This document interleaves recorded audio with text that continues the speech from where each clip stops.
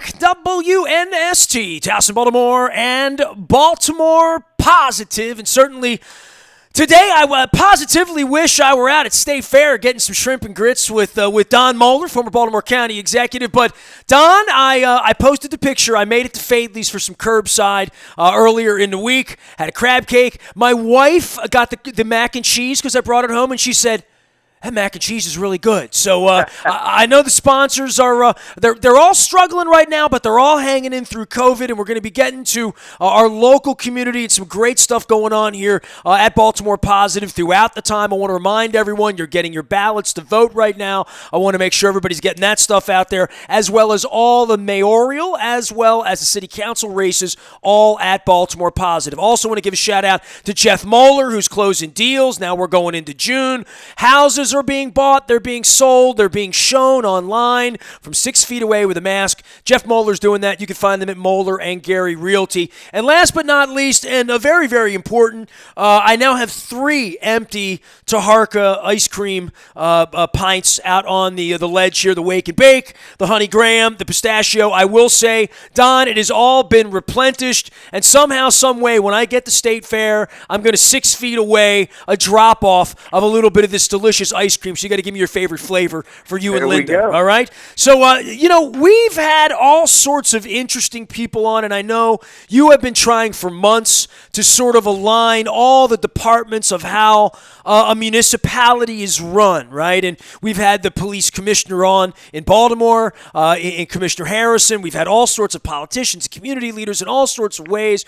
But this is a little different, and this is something we, quite frankly, should have gotten to, and I'm glad that we're not through season 1 without talking to the important people keeping us safe, especially out in Baltimore County. And I know this is near and dear to your heart, Johnny O, so I'm going to let you do the honors here on the next couple, because these are people that are also in my life as a Baltimore County business owner.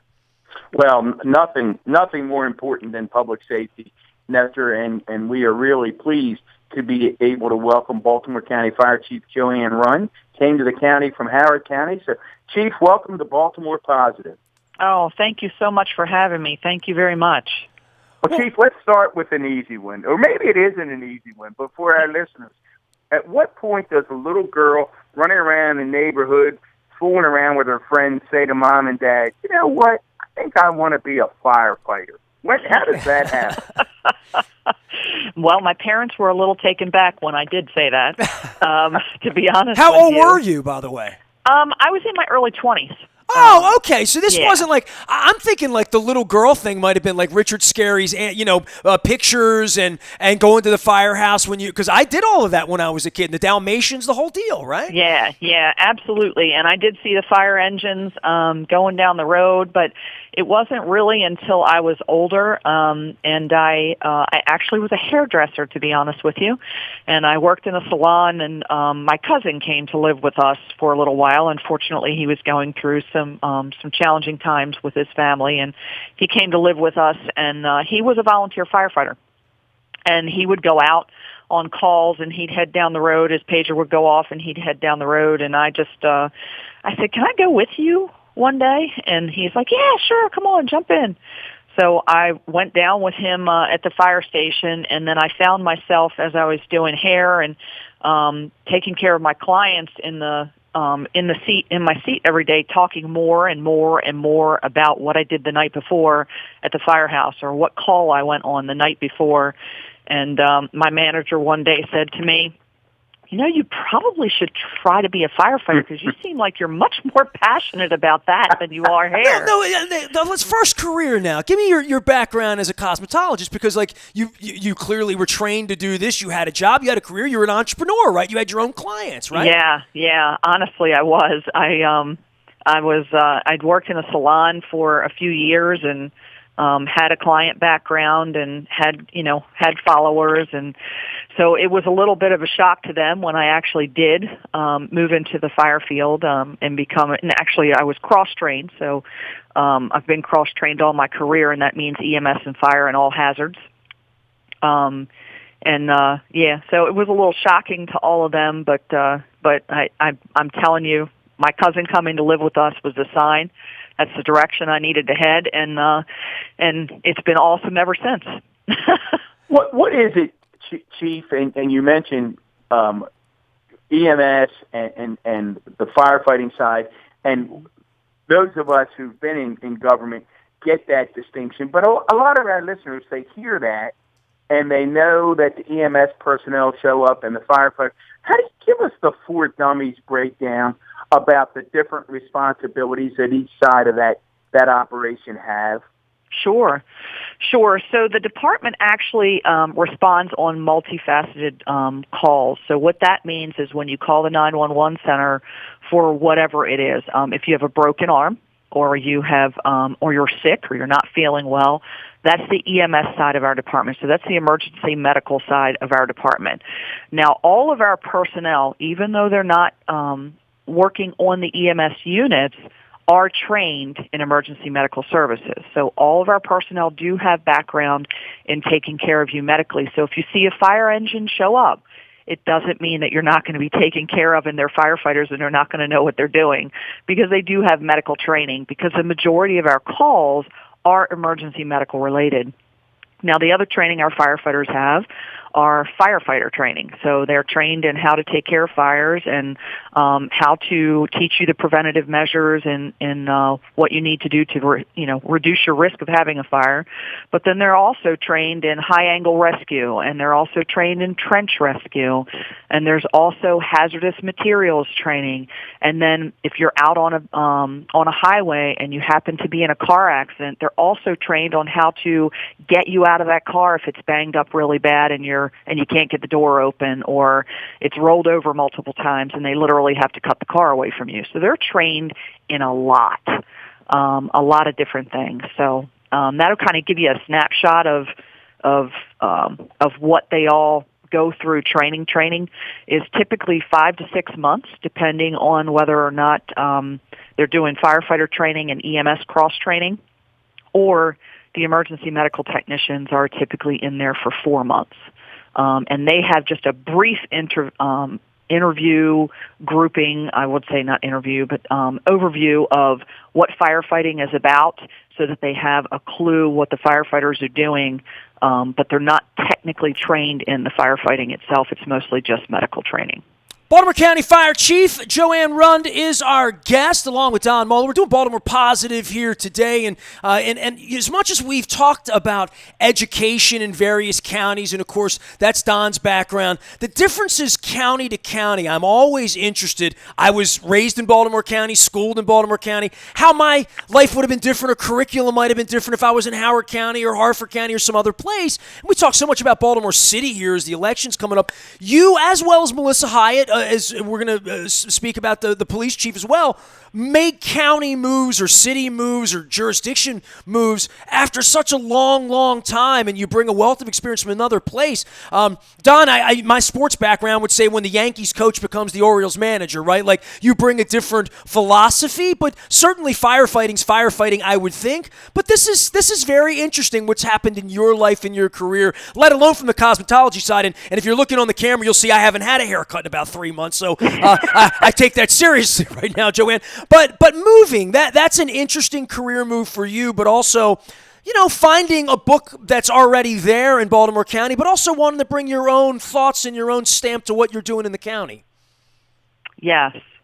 So I did do 32 years in Howard County, almost 33, and decided that I wanted to become a fire chief probably about 5 years ago. So I started working towards making sure that I learned what it was to be a fire chief and focused on what it was to be a fire chief. And then I started applying all around the different jurisdictions, honestly, just to get some practice and some ideas of what people were looking for in a fire chief, so that when I finally did make that step into it, I had a clue. Well, what is that then? What were they looking for? What is a fire chief? Because it's a great name. Like, Dom was a executive, and you get principals and you get presidents. Chief, I love that. It's a great title, isn't it? Not many people get to be a chief. Pretty clear, isn't it? Yeah, chief is a great title. It's a great title. I do love Esther's question there, though, Chief, in the sense of what did you learn through all the interviews? Sure. Well, executive presence is one of the biggest things that I learned out of everything as I was going through and doing the different interviews. I mean, I interviewed in Virginia. I interviewed in Maryland. I interviewed, 3 or 4 times before I actually got this position. And they're looking for someone who is going to be able to run an organization in the direction that they want it to go. In this instance, in Baltimore County, they wanted change. They wanted transparency. They wanted someone who had an open mind to the vision of how the county executive wanted to move the county. So I assume, based on the fact that I'm sitting here, that I met his expectations on what he was looking for. I've really enjoyed working with the team since I've been here. In Fairfax County, they were looking for, and that was, I really didn't go for the fire chief job at that one. I went through an assistant chief job at that one, and they were looking for someone that was going to be focused on recruitment and changing the face of Fairfax and how it was known for its diversity and its ability to be a well-rounded department, and the person that was going to lead that program and take them into the next generation, if you will, of fire department programs and moving forward. So I consider myself very blessed to be here in Baltimore County. It is a very, very different department, and what I mean by that is it's not only two-pronged with EMS and fireside as far as career tracks that you can take, but it also has a volunteer side that goes along with it. So it's a combination department, which makes it quite complex when you're running a department like that, because you have to know how the volunteer system works in order to manage it along with a career side of a department. So I've been working with volunteers my entire career, so I'm very familiar with how that program works. Although it's different in every county, it definitely it's a really unique facet over here, if you will. Well, Chief, let's pick up on that. Again, we're with Baltimore County Fire Chief Joanne Rund, because I think that for our listeners, we often assume, we shouldn't assume, that they know the specifics, the ins and outs of different agencies and how they work. And that's certainly what fascinates Nestor. And in Baltimore County, correct me if my numbers were wrong, my recollection is when I was there, we had 25, I think, career fire stations and 29 volunteers. Is that still the ballpark? Yes. Okay, so 25 career, 29 volunteer. Give folks a sense of how career stations and volunteer stations coexist. Who does what? Who decides, goes out on what call? Because that in itself is seems to us, a significant administrative task that you're assigned. Certainly. So as far as who goes out on what calls, calls are laid out basically by what is the closest unit to wherever that call is requested from. So it does not matter whether it's a career or a volunteer fire station. They dispatch whatever the closest unit is at that time. Now, with regards to our EMS units on the volunteer side, we've requested them to call attended. And what that means is they actually have volunteers that are on that unit that day, and they have someone where we can guarantee a response. And that is so critical, because when you have a heart attack, 1 minute could mean your life. So not that fireside doesn't mean the same, but we're not quite there yet. We're evolving into that as far as the organization goes. So with running a volunteer station, the station is staffed based on how many volunteers are available at the time. It doesn't matter whether it's a career or a volunteer firefighter, as long as their training meets the same standard. When they come to your house, or they come to your accident, or they come to your medical call, it basically means that they're trained to be able to do that. We make sure that when we dispatch units, that those units reflect whatever your needs are. So it's the closest unit, basically, that's how we dispatch those. And we make sure that those that are riding those units meet a certain standard when it comes to training. Chief Rund, in the volunteer side, you talk about these things being close and call time being the thing that I guess that there's a measurement for that across all platforms in every single way, and people getting there and that phone call going out. I would think someone that's been at this as long as you've been at this, before we all had a cell phone, before we could text each other, when we all just had landlines, when there was no Google Maps and all of that was available. My mom would have the scanner on, back in Dundalk in the 1980s, and you go back into the late 80s, the digitization of our world and in making these call times shorter and getting response there. Speak to that a little bit from where it was to where it is, because I would think technology along every curve, and we talk so much about that, we're talking about police calls as well, that I would think there have been a lot of lives saved just because Google's online now. We can get people places quicker, and traffic patterns, all that can be figured out before a call happens, right? Oh my goodness, yes. So we have units that are in front, that are inside of our emergency response vehicles, and they're basically called CAD units that are in there, and they watch. When the drivers are going down the road, the officer that's on the other side actually watches, where they're supposed to go, and there's a map on them. We didn't have that. We had map books that in the 80s we had map books we had to flip through and read, match up A to D, and this is where we're going, and you would never know. But now they actually connect in with the regular traffic, and our medic units actually have the mapping technology in the front of it that basically tells them what's happening with the traffic so that they can get around everything. And then our dispatch process is much, much quicker. So they get the 911 call, and everyone has something on their telephone that is basically reflective of what calls are going on and what calls are happening, in addition to, having our radios that are much, much better nowadays than they were in the 1980s, so that you can hear things a lot better, and there's Bluetooth on the radios, and there's just all kinds of upgraded technology that are wonderful. Dispatch obviously is much quicker because they don't have to call the fire station directly. It goes through a radio, or it goes through your cell phone. My phone goes off quite a few times at night when it hits a certain level to let me know we have a call, a working fire. And what a working fire is, when you arrive, you actually have fire that is happening there, and that our firefighters are actively engaged in firefighting. So in the 1980s, we didn't have that. We had this little buzzer pager on our hips that basically would go beep, beep, beep, beep, and it would, it would write out on the top of the pager where you were going, and some of them didn't even have that. You would have to listen to the dispatcher that would be coming through the pager that was telling them, or you would have to run to the call and call the 911 center and say, where is it? And then the map's no good, and you got to go to Royal Farms and buy another one, right? Right, exactly. Well, now, see, Don, I've now learned why it's Chief, because her phone goes off at 2 in the morning. If your phone goes off at 2 in the morning, they call you Chief, right?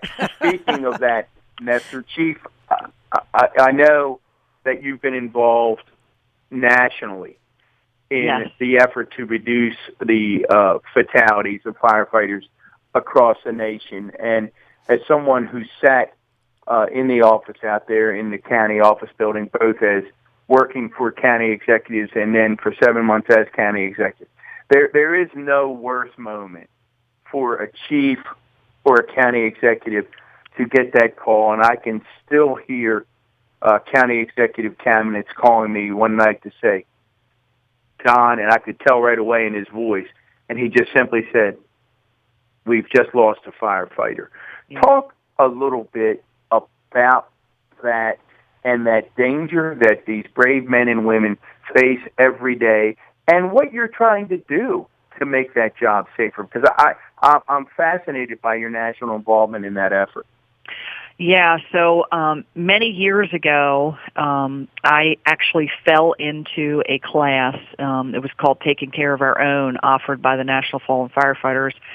And it just fascinated me with what they were doing at a national level to try to offer programs and opportunities for people to learn better about fire path flow and things like that to reduce line of duty deaths. So the more education we can provide our firefighters and our officers with that are riding those units when they respond, the better educated they are and the better they can approach those fires. So everything is evolving so quickly nowadays, the changing of technology with building homes and things like that, that our firefighters have to stay constantly on top of all that. So when you look at a firefighter and you see a blue-collar worker, they are very educated when it comes to doing those tasks because they have to be.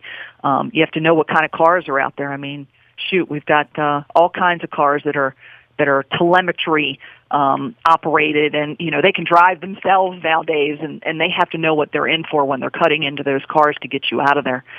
So at the national level, getting to know the National Fallen Firefighters, I sat through several of their programs, and they just really punched me in the gut with regards to the education that they provide our personnel. And one of the biggest things that I'm into is the safety of our personnel, obviously. So when I started working with these personnel at the national level and constantly going through these programs, I was like, I need to get involved in this. I need to start doing things in a bigger level, not just at that time, it was just in Howard County.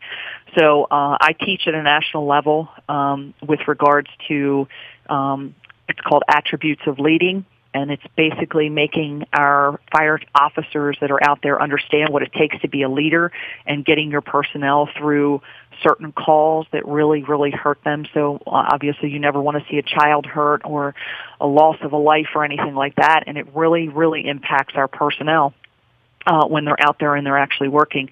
Career or volunteer. When I say personnel, I'm saying a broad spectrum of career and volunteer. So all of them go through all of that. And at the national level, there's lots of programs that are available to educate them on how do you handle this when you've seen death after death after death after death, because it just resonates with you, if you will.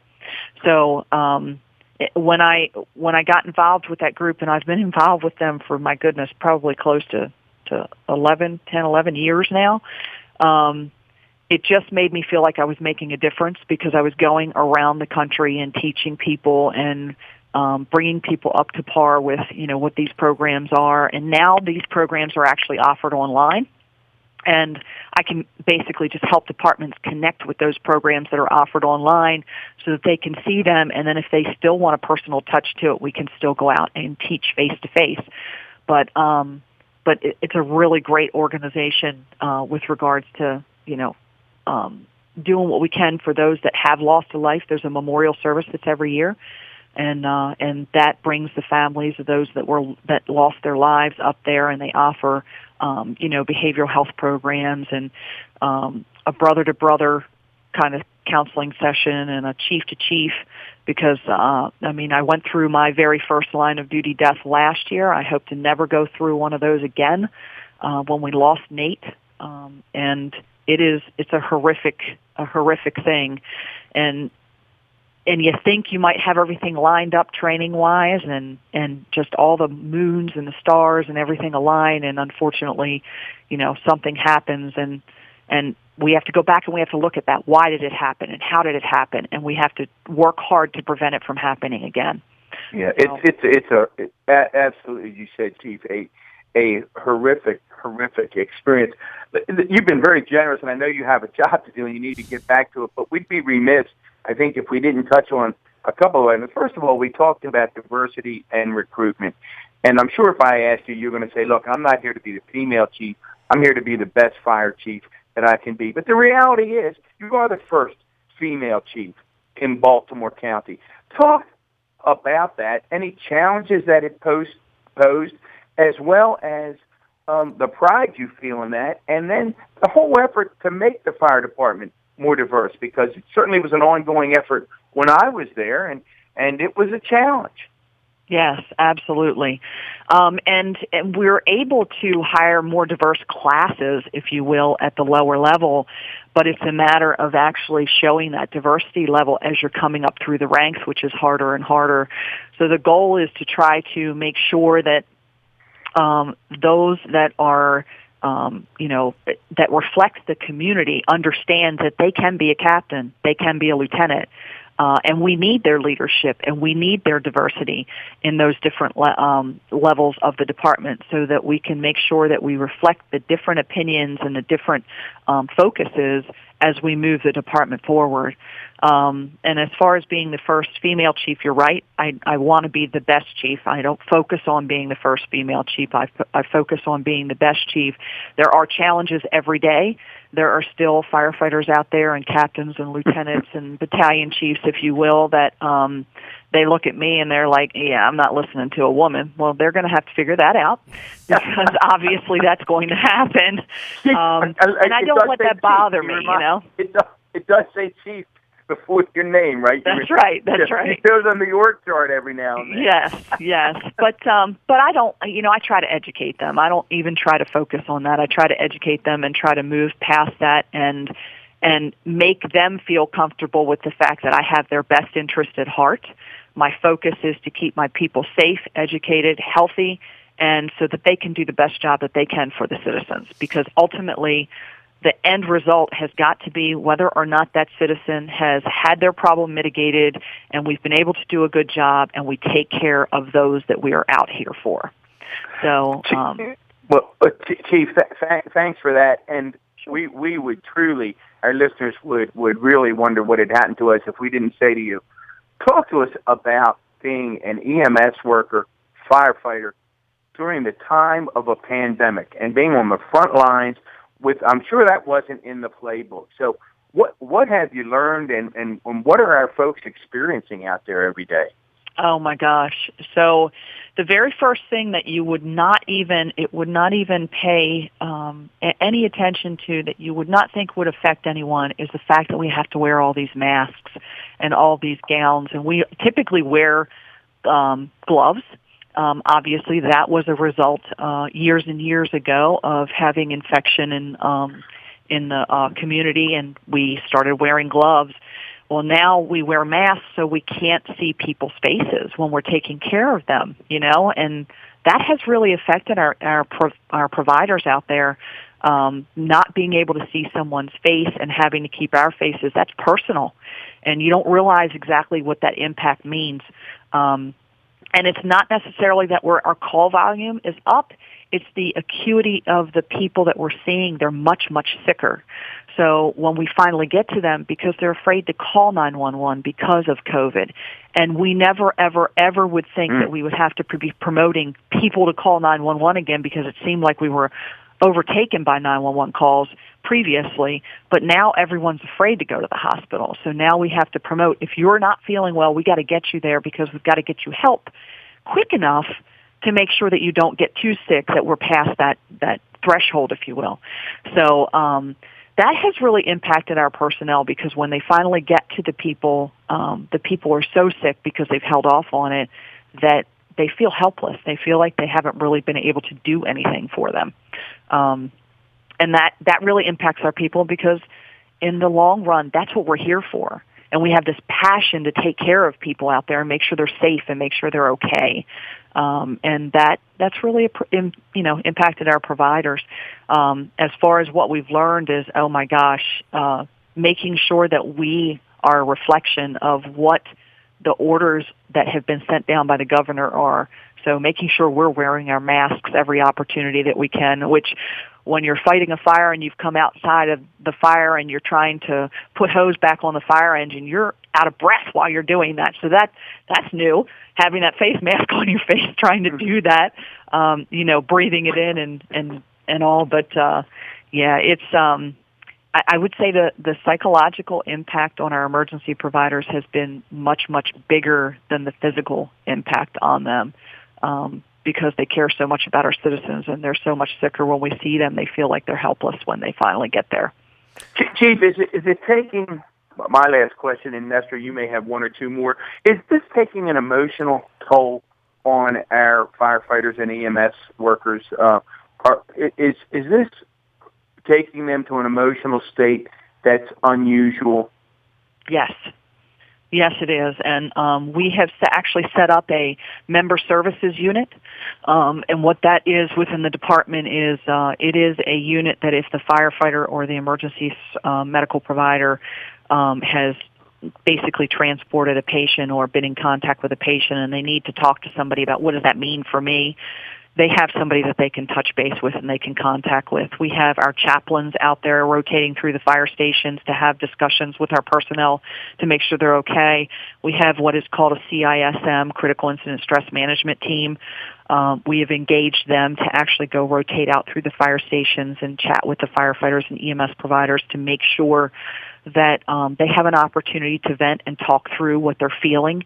Did that happen to you 30 years ago in Howard County? Was that available? Mental health was? No. Yeah, I was going to say that sounds new age and that sounds real important. It sounds like something that wasn't there many years ago, right? Yes, that's correct. As a matter of fact, many years ago when I came in, if you even showed emotion after coming back you from weren't a call, strong enough to be on the force, right? Right, Sure. You shouldn't be here. Now we're trying to, and that's one of the efforts that we're actually pushing out nationally. We're trying to help people understand, and that actually evolved out of 9/11.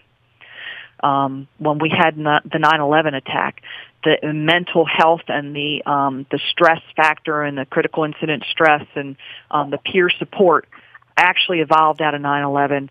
And we have been building programs to help the personnel understand that it's okay that they feel that way, and that it's okay if you need to talk to a counselor and work through those emotions. Because we have actually had people retire because they were so psychologically impacted by all the calls that they ran.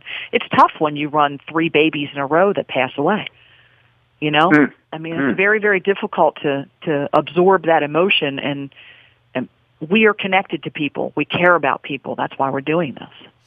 Well, it's been a great visit with you. I only have one. We didn't get to ladder 49. We didn't get to any of the other sort of things here. And Don usually likes to do, if you were a tree, what kind of tree you would be. Come on, you got to ask the chief. You got to ask the chief who, in these stressful times, when she's on duty 24/7, Chief, what do you do to relax? What do you do to kick back? What is Joanne? I don't want to hear that the fire chief barbecues. That's not what I want to hear.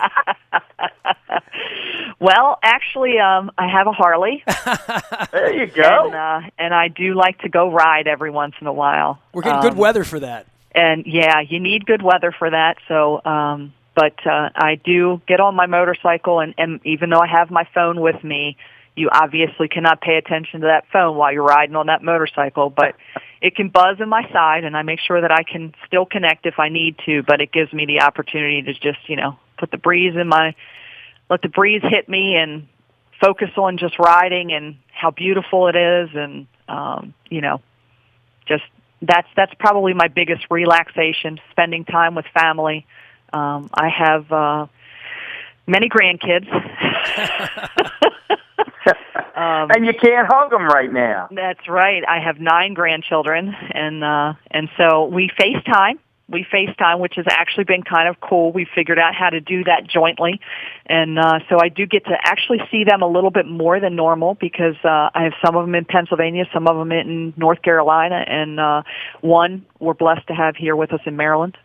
And for them to all get on the same FaceTime and see each other is really kind of cool. So that's brought some things, technology, that wonderful technology has brought some wonderful family times for us that we didn't have before as well. So, well, Chief, thanks for all of your service. I mean, it's an incredibly demanding job, and just on behalf of all of our listeners, I know they would want us to say thank you. So, Nestor, once again, did we get smarter? Yeah, we got smarter as well. And I was just going to say, the last thing I was going to say is we've all seen a building on fire, and I grew up with firefighters and a family of firefighters down the street from me, the whole deal, and know about the valor of all that. But I just want to tell you a story. 2 years ago, I'm in Montana, and we're driving along out in the western part of the world, and we turned the corner and looked up and saw a forest fire breaking out, and we saw the firefighters arriving literally in the middle. There were no fire hydrants on this road 30 miles from anywhere, and you always see that on television, right? These western fires, and we hear of firefighters going out to fight these fires, and the problems we've had in Australia, which is near and dear to my wife and I's heart, and to see the koala, see all of that going on. It's just unbelievable that anyone signs up to do it, and I tip my cap to all of you who do it. But not that I haven't been moved by other fires, but there's something about being on a road and seeing it on fire and realizing there's no water to put it out, Chief, we really appreciate the visit. Thanks for coming on with us. Absolutely. I'm honored to be here, and thank you for having me on. Don Moeller is the former Baltimore County executive. He gets us great guests, and we tell these stories with Fire Chief Joanne Rund. We're also going to hear from Police Chief Melissa Hyatt as well. A lot of politicians and a lot of folks running for the mayor of Baltimore. We'll be doing that, as well as educational leaders throughout all of our episodes of Baltimore Positive. You can find me, you can find Don at Baltimore Positive. We've merged the brands at WNST.net. I'm still a Baltimore County business owner, so I want to personally thank Fire Chief Joanne Rund for keeping us safe out in Baltimore County, out on Hart Road, where I've owned a business for 23 years. So it's great to talk to the county folks. We're going to talk to the city folks as well. I am Nestor. He is Don. We are Baltimore Positive here at WNST.